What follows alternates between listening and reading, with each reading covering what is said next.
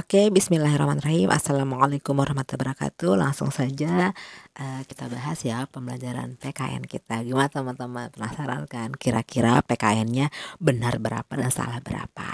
Oke, sebelumnya kita awali dengan berdoa. A'udzubillahi minasyaitonirrajim. Bismillahirrahmanirrahim. Raditu billahi rabba wa bil islami dina wa bi Muhammadin nabi wa rasulah. Rabbi zidni ilma wa zukni fahma. Rabbi shrah li sadri wa yassir li amri wahlul 'uqdatam min lisani yafqahu qawli. Oke guys, langsung saja ya teman-teman. Sehat kan semuanya? Yuk kita awali. Pasti sudah pada nggak sabar. Oke, nomor 1 pertanyaannya adalah, perhatikan gambar di bawah ini. Rumah ibadah umat Hindu di atas adalah A. Kelenteng, B. Vihara, C. Pura, D. Gereja. Tentunya kalau Hindu dan banyak ditemui di daerah Bali yaitu pura atau pura ya. Oke, benar satu ya. Nomor 2, kalau vihara itu punyanya orang Buddha, kalau kelenteng punyanya orang Konghucu ya, gereja punya orang Nasrani. Nomor 2, sikap saling menghargai dalam masyarakat yang beraneka ragam dapat mewujudkan kehidupan yang A. rukun dan damai, B. bersih dan indah, C. nyaman dan indah, D. aman dan tenang. Tentunya adalah rukun dan damai. Oke, number 3. Ingat ya, nomor 2 jawabannya A. rukun dan damai. Kalau nomor 1 jawabannya C. pura. Nomor 3, pengertian kerjasama yang benar adalah A. pekerjaan yang dilakukan oleh individu untuk mencapai tujuan tertentu. Lagi ya, coba pengertian kerjasama yang benar adalah kerjasama. A. pekerjaan yang dilakukan oleh individu untuk mencapai tujuan tertentu. Tadi individu ya, sekarang yang B, pekerjaan yang dilakukan oleh 2 orang atau lebih untuk mencapai tujuan bersama. C, kegiatan yang dilakukan secara bersama-sama agar cepat selesai. D, kegiatan bersama-sama yang bertujuan untuk membuat lingkungan menjadi bersih. So, jawabannya adalah kegiatan yang dilakukan oleh 2 orang atau lebih untuk mencapai tujuan bersama. Itu namanya kerjasama. Kalau untuk bersih-bersih namanya gotong royong. Oke ya. Jawabannya B, kerjasama ya. Tuh ingat ya, pekerjaan yang dilakukan oleh 2 orang minimal atau lebih untuk mencapai tujuan bersama seperti kerja kelompok dan lain-lain. Oke, nomor 4. Berikut yang termasuk contoh kerjasama dalam lingkungan masyarakat adalah A. melakukan kegiatan piket di kelas. Ingat ya, masyarakat, cluenya berarti masyarakat. Kalau piket itu di sekolah ya. B. menyapu dan mengepel lantai rumah, berarti lingkungan rumah sendiri, keluarga. C. gotong royong membersihkan saluran air, bisa nih kayaknya nih. Coba kita lihat yang D. D. gotong royong membersihkan halaman sekolah. Sekolah, lingkungan sekolah, berarti jawaban adalah C. gotong royong membersihkan saluran air ya. Karena kalau kata-kata sekolah berarti lingkungan sekolah. Sedangkan tadi ngepel rumah, lingkungan rumah saja. Paham ya? Jadi jawabannya nomor 4 adalah C. gotong royong membersihkan saluran air. Tadi nomor 3 jawabannya adalah B. Sekarang nomor 5. Pekerjaan yang termasuk sikap kerjasama dalam keberagaman di rumah. Ingat, di rumah. Cluenya di rumah. Di rumah adalah A. membersihkan halaman rumah bersama. Bisa. Yang B. melakukan tugas piket secara bersama-sama. Piket itu biasanya di sekolah, berarti bukan. C. membuat tempat sampah bersama warga. Warga masyarakat berarti itu masyarakat. No, di rumah. D. membantu teman yang belum memahami pelajaran, itu di sekolahan. Berarti jawaban adalah A. membersihkan halaman rumah bersama. Rumah bersama antara ayah, kakak, adik, mama. Nah, itu namanya lingkungan rumah ya. Keberagaman di rumah. Jawabannya adalah A. Sekarang tema 2. Tunggu, tema 1 berapa? Kalau benar 5 100, benar 4 80, benar 3 60. Tema 2. 1. Pernyataan yang benar mengenai hak dan kewajiban adalah hak yang benar ya, dan kewajiban. Ingat, kita harus mendapatkan hak tanpa melaksanakan kewajiban. Benar gak? Salah ya. B. Melaksanakan kewajiban harus bersamaan dengan memperoleh hak. Melaksanakan kewajiban harus bersamaan dengan memperoleh hak. Barengan gitu. Atau yang C. Setelah melaksanakan kewajiban kita akan mendapatkan hak kita. Atau yang D. Sejak dilahirkan setiap orang belum mendapatkan haknya. So jawaban adalah C. Kita harus melaksanakan kewajiban dulu, baru kita minta hak kita. Teman-teman ngerjain tugas dulu di rumah, baru minta jajan sama papa, mama, ya kan. Nah sekarang nomor 2. Berikut ini yang merupakan kewajiban sebagai warga masyarakat adalah A. Mengambil hak orang lain yang bukan miliknya. No. B. Menjaga keamanan di lingkungan tempat tinggal. Ini kewajiban sebagai warga masyarakat bukan? Yang C. Mendapat perlindungan dari warga masyarakat. Ini hak ya, kalau mendapat itu hak. Dan yang D.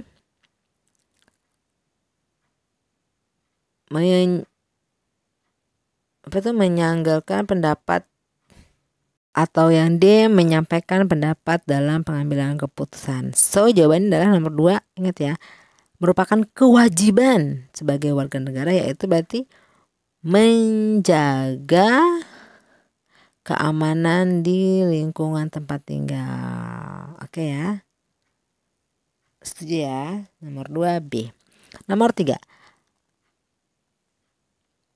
Menggunakan air bersih untuk kebutuhan merupakan A. Tanggung jawab manusia, B. Permintaan manusia, C. Kewajiban manusia, atau D. Hak manusia. Menggunakan air bersih untuk kebutuhan sehari-hari. Ya, jawaban adalah hak. Kita berhak semua untuk mendapatkan air bersih dan kita berkewajiban untuk berhemat air. Oke, nomor 4. Perhatikan gambar di bawah ini. Nah ya, itu kayaknya lagi gosok gigi kan, terus kerannya nyala sampai tumpah-tumpah. Sekarang lihat soalnya. Hal yang bisa kamu lakukan untuk memenuhi kewajibanmu sesuai dengan gambar di atas adalah A. Menutup keran ketika sedang menggosok gigi, B. Membiarkan keran terbuka sedang menggosok gigi, C. Menampung air yang tumpah akibat keran terbuka, atau D. Menutup lubang saluran air akibat air yang tumpah. Kira-kira yang mana sayangku? Ya, kewajiban kita menghemat energi, berarti A. Menutup keran ketika sedang menggosok gigi. Siapa nih yang masih gosok gigi suka menutup keran? Next, nomor 5. Sikap berikut yang mencerminkan hemat energi di lingkungan masyarakat. Ingat ya, di lingkungan masyarakat hemat energi adalah A. Mematikan AC pada ruangan yang tidak terpakai, B. Mematikan lampu kamar ketika siang hari, C. Naik sepeda ketika hendak ke warung, D. Mencuci baju dengan mesin cuci. Kira-kira yang mana yang menghemat energi? Yang mana? Ya, naik sepeda ketika hendak ke warung. Di lingkungan masyarakat ya. Mematikan lampu kamar ketika siang hari itu di lingkungan rumah ya.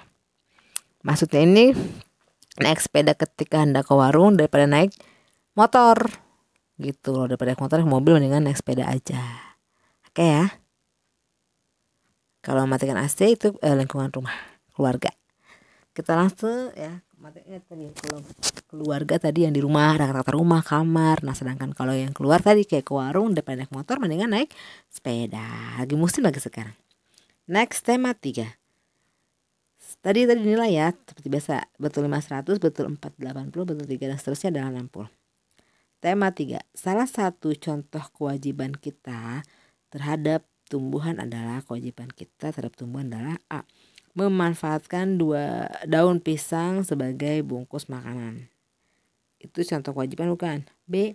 Memanfaatkan kencur sebagai obat batuk. C. Memberi pupuk tanaman agar subur, atau D. Menggunakan daun suji sebagai pewarna makanan. Kewajiban kita loh terhadap tumbuhan. Yang mana? Iya, kita merawatnya dengan cara memberi pupuk tanaman agar subur. Jawaban adalah C. Nomor 2. Penebang hutan secara liar dapat mengakibatkan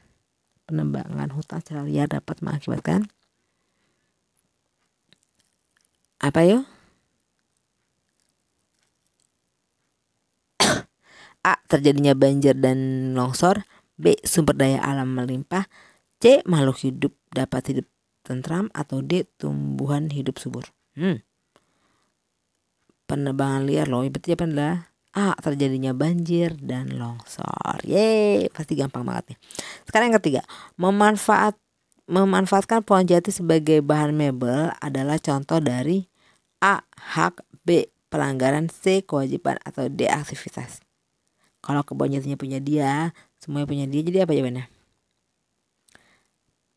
Penebangan hutan, pemanfaatan pohon jati sebagai bahan mebel adalah termasuk di hak ya. Setiap orang berhak untuk tapi seadanya dan secukupnya, jangan terlalu berlebihan. Oke. Nomor 4. Perhatikan gambar di bawah ini. Tindakan yang dilakukan oleh anak tersebut adalah A. Melaksanakan melaksanakan kewajiban. B. Melanggar hak orang lain. Lihat ya gambarnya, ingat itu. Atau jawabannya yang C adalah menerima hak diri sendiri, atau D. Menerima hak orang lain. So jawabannya adalah A. Melaksanakan kewajiban ya. Next, nomor 5. Berikut ini yang merupakan cara menjaga kelestarian hewan adalah A. Tidak melakukan perburuan kepada hewan yang dilindungi. Benar ya. Bukan kecuali. B. Merusak hutan untuk dijadikan lahan perkebunan atau persawahan. Salah ya. Yang C. Melaksanakan perburuan liar hewan yang dilindungi. Yang D. Membuang limbah ke sungai. So berikut yang merupakan cara menjaga kelestarian hewan adalah berarti yang A. Tidak melakukan perburuan kepada hewan yang dilindungi. Yang lainnya itu semua mengganggu hewan-hewan. Sekarang kita masuk ke tema 4. Tadi dinilai ya seperti biasa 5, 100, 4, 80, 3, 60. Semuanya 2 juga 60. Tema 4. 1. Lambang dari sila kedua Pancasila adalah C. Rantai ya. Karena yang A itu bintang sila pertama, banteng itu sila ke-4, dan pohon beringin sila ke-3. Next, nomor 2. Salah satu makna dari sila pertama Pancasila adalah A. Negara Kesatuan Republik Indonesia. Benar enggak? Pancasila pertama, ketuhanan yang Maha Esa. B. Setiap manusia setara dan sejajar. Benar enggak? Itu lebih kepada 5 kali ya, keadilan sosial bagi seluruh rakyat Indonesia. Yang C. Menerima hak diri sendiri. Yang D. Menerima hak orang lain. So jawaban adalah A. Melaksanakan kewajiban ya. Nomor 5. Berikut ini yang merupakan cara menjaga kelestarian hewan adalah A. Tidak melakukan perburuan kepada hewan yang dilindungi. B. Merusak hutan untuk dijadikan lahan perkebunan. Salah. B. C. Melakukan perburuan liar hewan yang dilindungi. Salah. D. Membuang limbah ke sungai. Bahaya sekali. Jawaban adalah A. Tidak melakukan perburuan kepada hewan yang dilindungi. Sekarang masuk tema 4. Dinilai ya. Tema 5 tadi 100, 80, dan 60. Semuanya untuk yang 3, 2, 1. Tema 4. Lambang dari sila kedua Pancasila adalah, ya, bintang itu sila pertama, banteng itu adalah, kepala banteng adalah sila ke-4, rantai sila ke-2, karena pohon beringin adalah sila ke-3. Ya, kenapa sekarang kita lihat salah satu makna dari sila pertama Pancasila adalah A. Negara Kesatuan Republik Indonesia. No. B. Setiap manusia setara dan sejajar. Itu di sila ke-5. C. Cinta, damai, dan persatuan. Itu sila ke-3. D. Percaya adanya Tuhan yang Maha Esa. Yes, this is the right answer. Jawaban adalah D ya, untuk sila pertama, karena ketuhanan yang Maha Esa. Nomor 3. Simbol rantai memiliki makna bahwa, tadi rantai sila keberapa? Kedua. Bahwa yang mana yuk? A. Toleransi antara umat beragama dan sama umat beragama. Sila pertama ya, beragama-agama lah. Kedua apa? Hubungan manusia satu dengan yang lainnya saling membantu. Atau C. Mengakui adanya ketuhanan beragama, kebebasan beragama. Yang D, Indonesia itu tempat tinggal rakyatnya yang kuat dan berani. No, jawaban adalah berarti yang B ya. Hubungan manusia satu dengan yang lain itu saling membantu, makanya bentuknya rantai karena saling berhubungan. Oke, yang keempat. Mengejek dan merendahkan orang lain adalah sikap yang bertentangan dengan makna sila kedua Pancasila, yaitu apa? A. Anti penjajahan sesama masyarakat. B. Mengutamakan kebenaran dan keadilan. C. Setiap manusia setara dan sejajar. D. Tidak mementingkan diri sendiri. So, jawabannya adalah C ya. Setiap manusia setara dan sejajar, kemanusiaan yang adil dan beradab. Sama, kita ini setara sejajar, jadi gak boleh saling mengejek. Oke, next kita lanjut ke pertanyaan berikutnya. Oke, lanjut soal kelima. Salah satu makna dari sila ketiga adalah A. Tidak mementingkan diri sendiri. B. Toleransi antar umat beragama. C. Setiap manusia setara dan sejajar. D. Cinta damai dan persatuan. Ingat ya, sila ketiga yaitu yang mana? Toleransi antar umat beragama. Yang mana? Kalau toleransi antar umat beragama itu sila pertama. Tidak mementingkan diri sendiri itu sila keberapa yo? C. Setiap manusia setara dan sejajar itu sila kedua ya.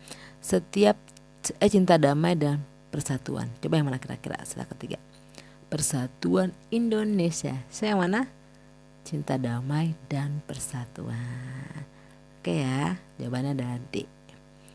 Sekarang dihitung berapa nilainya. Benar 500, 480, 321 nilainya 60. Sekarang tema 5. Yeay, tema terakhir. Yuk, bismillahirrahmanirrahim. 1. Sikap yang harus dimiliki seorang pahlawan adalah A. Pantang menyerah.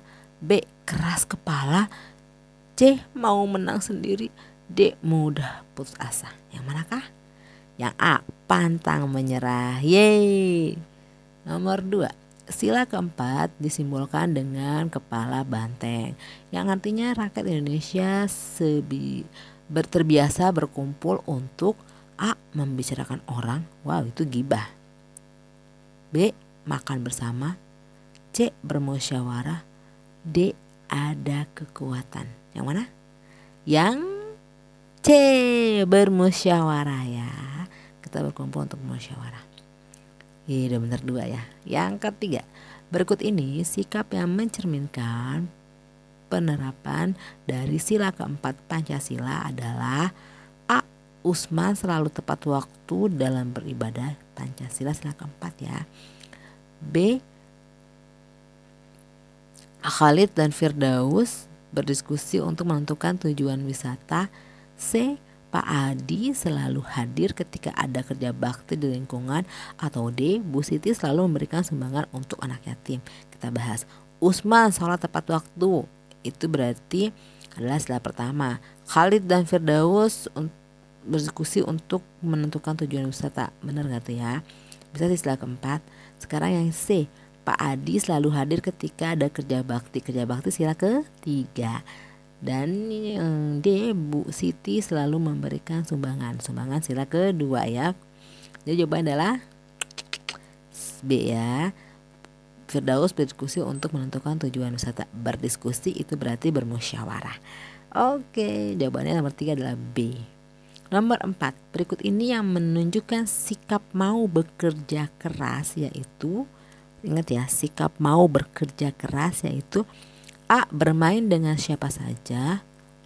B. Menggunakan produk dalam negeri. C. Melakukan sholat tepat waktu. D. Tekun mengulang pelajaran. So yang mana? D. Karena orang bekerja keras adalah orang yang tekun mengulang pelajaran. Nomor 5. Dari pernyataan di atas yang merupakan makna sila kelima ditunjukkan oleh nomor 1. Bijak menyelesaikan masalah.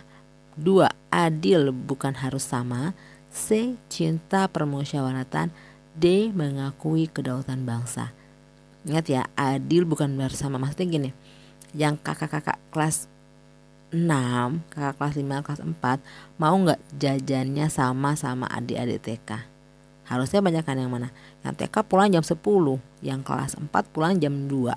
Jadi jajannya banyakan yang kelas 4 dong gitu. Artinya adil nggak harus sama. Sama seperti kalau anak SMA gitu misalnya ya, sudah banyak kebutuhannya. Jadi harus banyak lebih diberikan banyak jajan daripada adik-adik yang masih TK, seperti itu ya. Jadi adil bukan harus sama, itu maksudnya. Nah, kerangka sila kelima adalah keadilan sosial bagi seluruh rakyat Indonesia. So jawaban adalah nomor 2 pasti benar, bijaksana enggak ya. Mengakui kedaulatan tidak, berarti yang mana? Adil bukan harus sama. Mengakui kedaulatan bangsa. Nomor 5 apa? Keadilan sosial bagi seluruh rakyat Indonesia. Cinta permusyawaratan, itu sila keempat.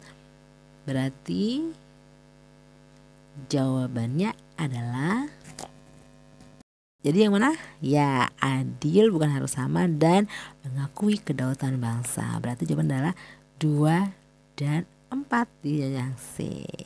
Ya, jadi selesai sudah pembelajaran kita hari ini, reviewnya, PKN-nya.